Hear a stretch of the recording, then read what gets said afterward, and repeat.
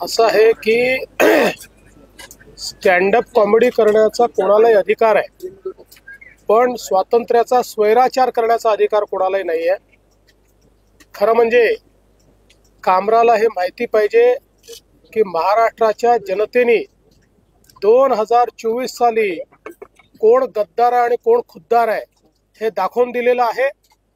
कोणाकडे स्वर्गीय हिंदू हृदय सम्राट शिवसेना प्रमुख बाळासाहेब ठाकरे यांची विरासत गेली हे जनतेने ठरवलेलं आहे. त्यामुळे अशा प्रकारे खालच्या दर्जाची कॉमेडी करून आणि राज्यातल्या माजी मुख्यमंत्री, आताचे उपमुख्यमंत्री, राज्यातले वरिष्ठ नेते ज्यांच्याबद्दल राज्यातल्या जनतेमध्ये आदर आहे त्यांच्याबद्दल अशा प्रकारचा अनादर करण्याचा कोणालाही अधिकार नाही.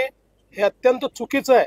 तुम्ही जरूर कॉमेडी करा, तुम्ही व्यंग करा, पण जर अपमानित करण्याचं काम जर कोणी करेल तर हे सहन केलं जाणार नाही. हे अतिशय चुकीचं आहे.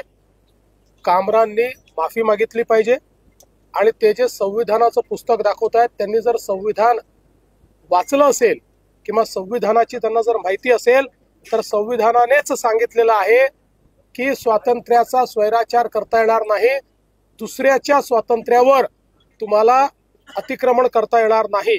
आणि म्हणून आमची मागणी आहे की त्यांनी या ठिकाणी माफी मागितली पाहिजे. ये जो जिस प्रकार से स्टैंड अप कॉमेडियन कामरा इन्होंने एक गीत के माध्यम से महाराष्ट्र के पूर्व मुख्यमंत्री और विद्यमान उप मुख्यमंत्री श्री एकनाथ शिंदे जी को अपमानित करने का प्रयास किया है, ये गलत है. हम इसकी निंदा करते हैं. ऐसी चीजों को सहन नहीं किया जा सकता.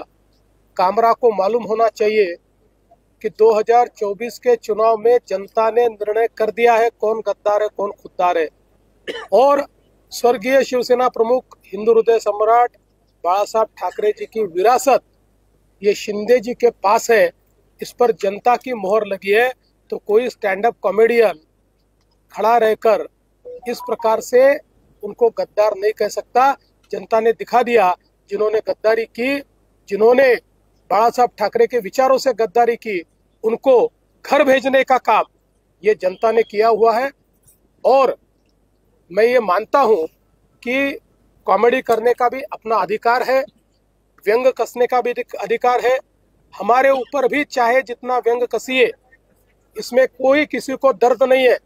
लेकिन अगर जानबूझकर अपमानित करने का और इस प्रकार से इतने बड़े नेताओं को बदनाम करने का काम अगर कोई करेगा तो मुझे ऐसा लगता है कि उसको सहन नहीं किया जाएगा. उस पर जो भी कानूनन कार्रवाई है वो कार्रवाई की जाएगी.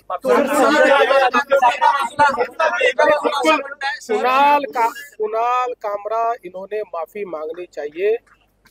वो जिस प्रकार से संविधान का फोटो दिखाकर ट्वीट कर रहे हैं, ये वही लाल संविधान है जो राहुल गांधी दिखाते हैं. ये राहुल गांधी का संविधान जो न राहुल गांधी ने पढ़ा है न कामरा ने पढ़ा है.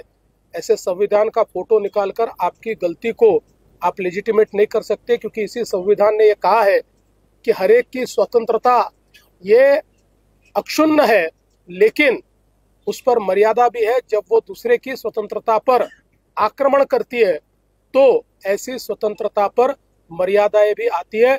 दूसरे की स्वतंत्रता पर, दूसरे के विचारों पर आप आक्रमण नहीं कर सकते.